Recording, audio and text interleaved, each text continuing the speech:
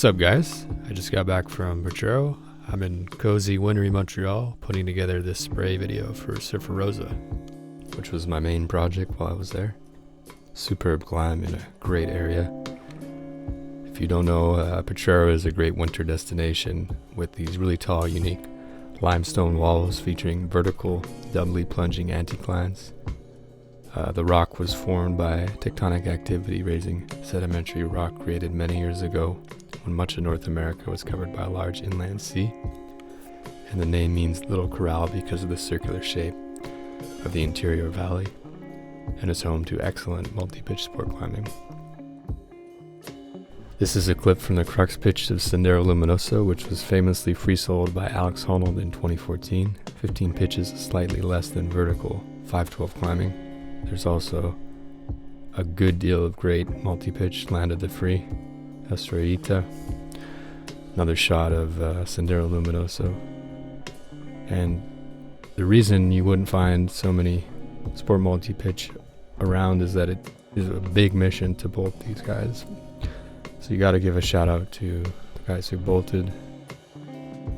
But this is a shot of Ian actually bolting a new line up the gully from Sendero Luminoso. So when that's open, go check it out. Great highlining as well, and it overlooks the small town of Hidalgo in northeastern Mexico.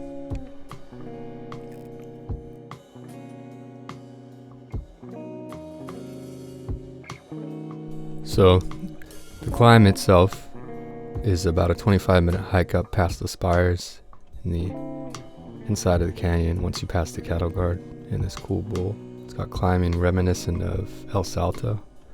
These really cool tufa features, which are formed when calcite-rich water runoff sediments into calcium carbonate, creating all these really unique dripping wavy features, which at least for me, I find really fun to climb on, given that I don't get a lot of this back home.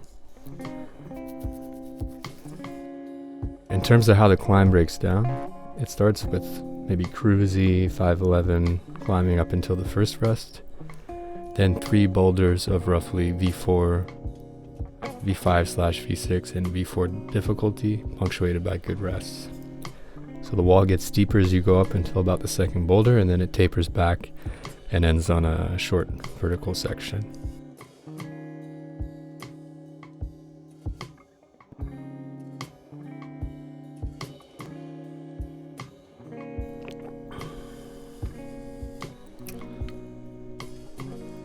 So this next section is probably the only section with holds that are smaller than one pad. It's a Grimpy Gaston. It's a good edge, and then with these feet, you get like a in-cut pinch clip, and then just move quickly up this thin pinch 2 for rail 200 climb, which is where I like to clip off. Although some people go further into the rest to clip from the rest, which is probably more efficient. For the next section, my beta isn't super efficient. I do a lot of bumps. I know people with the same dimensions do this section in fewer moves, kind of 3 big moves. But the idea is to compress the twin tufa line. You can also go up the right side, but most people just compress. Even if you're shorter, it's not too wide. You can get heel hooks on the left. But the idea is you are stemming with big drop knees and going through it. That's a good hold. That's an alright hold. That's not a great hold. It's a worse hold. You should go higher if you can. Then this left hand is really good. And of course you're going to a huge bucket where you get the next rest. So especially if you're flashing, just power through and try and get to this bucket because it's a great rest.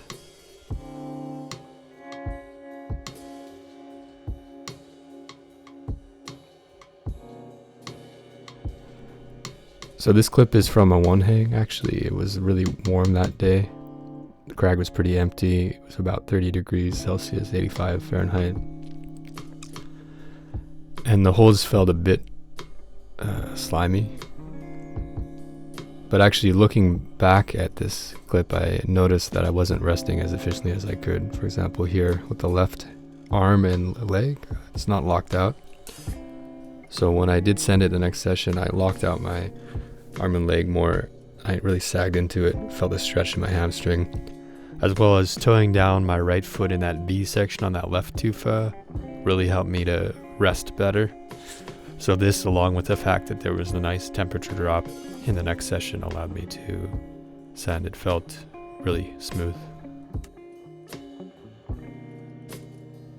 And as well, when I came out of this rest, I shook my left leg, because it was getting a bit numb.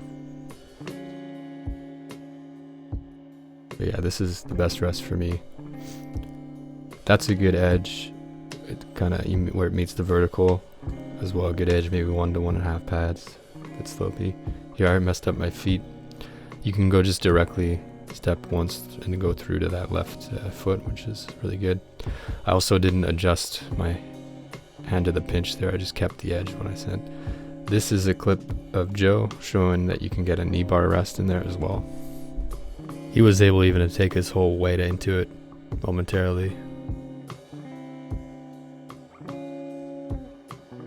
This is the crux of the route, with some long moves in a pretty steep section, maybe around 25 degrees. So I step up and I get on the left, there's a little tick up to this 2-finger pocket, which is pretty deep up into the left.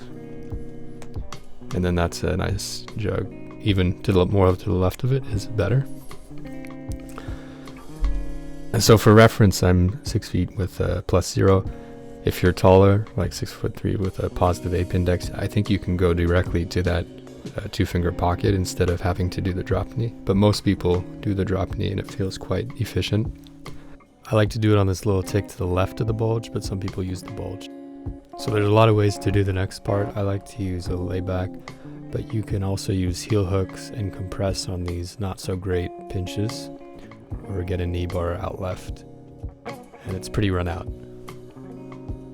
This left hold isn't great, and then that right is really good. Some people use those little chalked up crimps below the right hand, and then left hand bump up that tooth rail. That's the best hold on the hold rail. It's the juggiest. So I match there, and I walk my feet up to where the tooth is kind of tapered to meet each other more, to get a bit of a knee scum, because these holds aren't super great. So that left hold that I reach up to by driving my right foot is really good. It's really in cut. And then the right hand as well up here is also quite in cut. So if you get to this point, you've basically sent the route, and you just need to keep it together. There's this really cool hand jam undercling thing that you cross into, and then you can get a nice knee bar so that you can get up this feature up to a good edge. And then you step your feet on bad feet, but it's a vertical section, so it's pretty much done. You get this kind of flaky hold that feels like it's gonna break, and then you're clipping the chains. That's it.